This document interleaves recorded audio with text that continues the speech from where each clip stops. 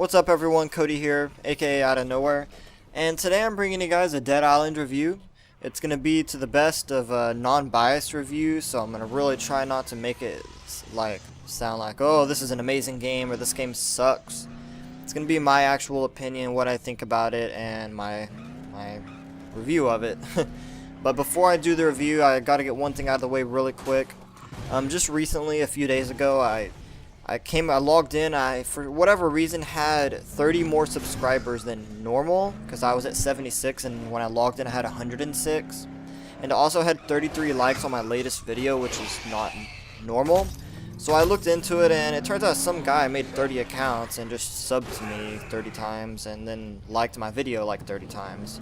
Don't know what the reason was, or whatever, but I decided to delete all of the subs, so I'm back at 76 again.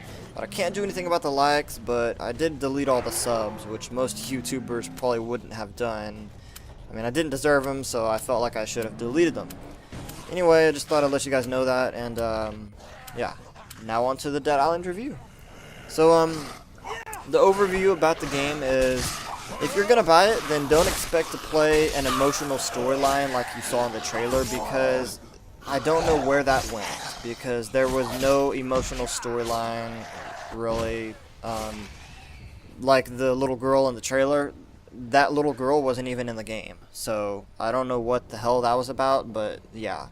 Also, another thing about the game that sparked my attention, I should say, was that the game was really more free roam than I thought it was going to be. Like, it's literally just a RPG game, RPG free roam game, and it is not linear whatsoever, which is good, but it's even more free roam than I expected it to be, which isn't always a bad thing.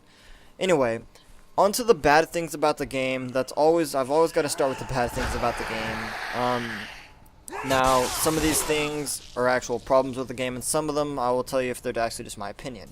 First thing is, the game has a pretty good bit of glitches in it, and glitches, I mean like random things like let's say a zombie gets stuck on something, or you get stuck in something, things like that. I've actually one time were on a mission where I was supposed to follow this girl around, and she actually froze in place and on the ground, and she was laying down on the ground frozen, and I couldn't continue the mission because of that.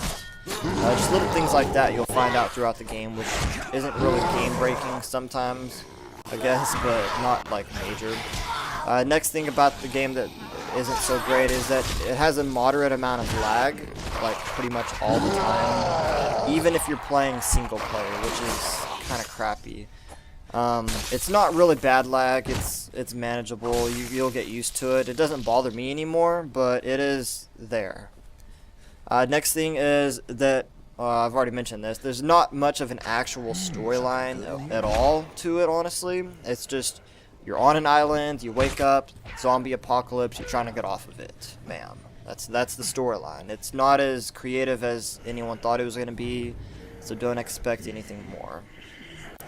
Next thing about the game is that the graphics, now this is just my opinion, but the graphics are okay, and I guess they're good for video games, but they're just not good for, like, you know, our generation of graphics. They're not anything special.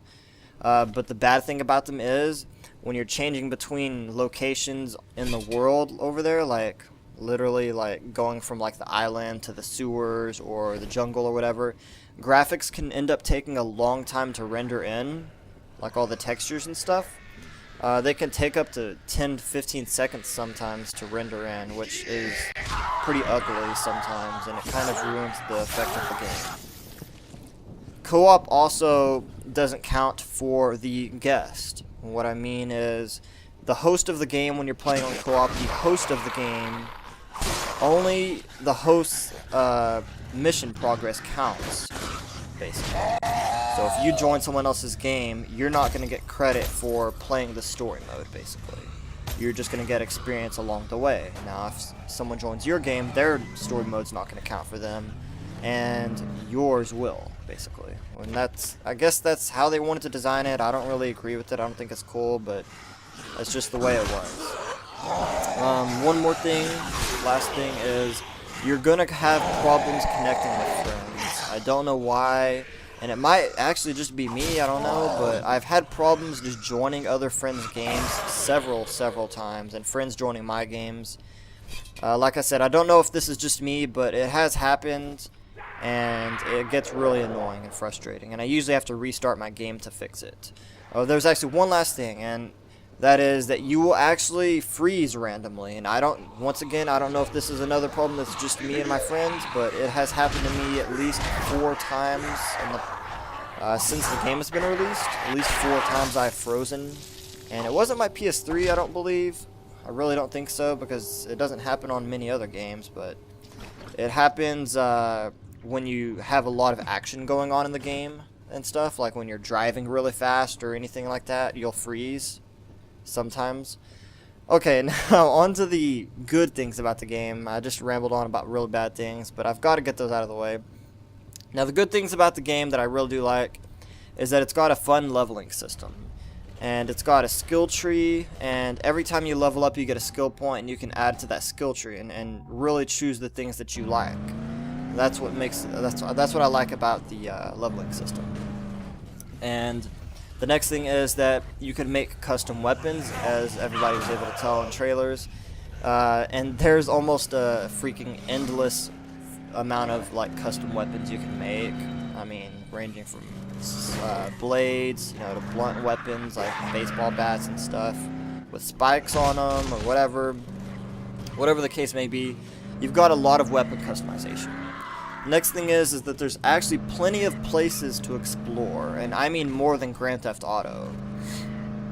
Like, I thought it was gonna only be the island, but I was wrong, because you got like sewers, you got like the jungle, you got another different city. You've got a lot of places to explore in this game, and that really adds to the quality of the game. You got the co-op option, obviously.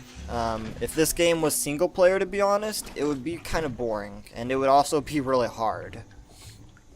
Another good thing about the game is that you can play the game again after you beat the storyline, and you actually can have all your stuff carry over, and your money and your level, which obviously your level should carry over, but that's something cool, so you can go back and play again with all your good weapons.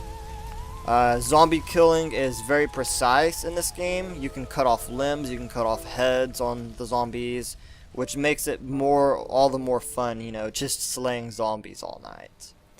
And the last thing that I put down for pros about the game is that it's really a very, very different type of zombie game than any other one I've ever played, including Black Ops Zombies, Red Dead Undead Nightmare Zombies, Resident Evil, and whatever else, It's so much different. It's a free roam zombies game. If anything, and this might piss some people off, but I've got to say it's really like a Grand Theft Auto, but it's zombies. Like, that's just what I think it is.